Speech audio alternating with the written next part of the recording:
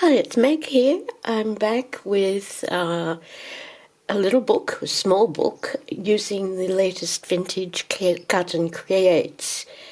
I pulled out my die cuts and used several throughout the book. Haven't used those for ages. I don't think the die cut was even unpacked until recently. We've used brown and black cardstock and tea-dyed vellum. The front is it's a little different from the way I usually do it. This is 7.5 by 5.5, and it's one piece of cardstock with a 1-inch spine. Inside, I have lined it with a piece of black cardstock, and behind that I have a piece of cardboard the same size as the black cardstock. I've got a spine here of black cardstock, also with cardboard behind it, and the same thing on the inside back.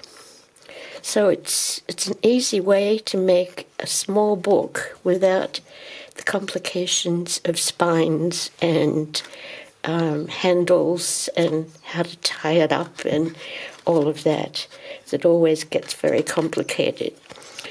It's since it's using the cut and creates, that's what I've done.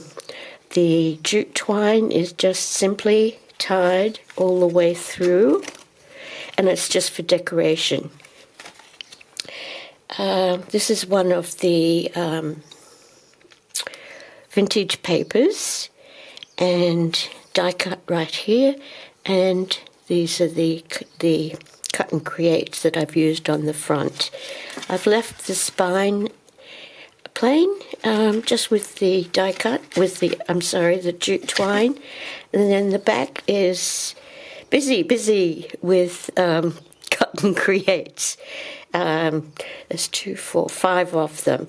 You should always use odd numbers of die cuts.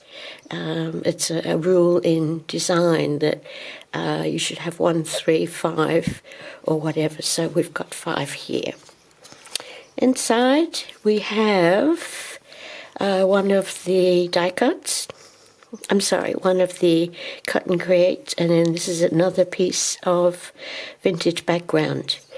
And you can see how the spine is glued and glued down. Another die cut. This is a tuck spot with cut and create and a tag. Inside, this is another spot where I've got tuck and create. These I've glued in because whenever I'm doing a video they tend to fall out, so these are all done. This is a little book that's on the cut and creates, and I've rounded it, and it's foam mounted, and this is on the tea-dyed vellum, which is on the inside. So we've got the outside, and we've got one signature here. We've got the die cut vellum that goes through, and then this is the second signature. One of the envelopes with some cut and creates, another die cut, and I really like this cut and create. It has really depth and color, and it's quite exciting. And you can see here the 3 layers. This one was an extra piece, and I just used that, turned it over and attached it top and bottom, and it's used for sliding things in. Another die cut, and here we have the other side of the tea-dyed vellum, and this is just covered with cut and creates. And when you're using cut and creates on vellum, you have to be careful because you can see through it, so you you can't always cut them to fit right on top of each other, and I think that would look a little bit silly anyway. So I've covered them up fairly well.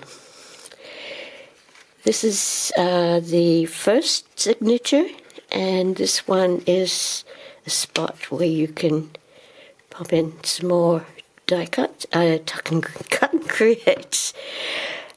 Dear oh dear. And another one here, and then this is the inside cover of the back cover, and then this is the back, and this is a top view, and you can see that it sits fairly flat, and it manages quite well. Hope you like it, and I hope you get some ideas from this for using cut and creates. I love using them, as you know, because I'm always putting out a collection. These are available on the Etsy shop, and I'll leave the link below.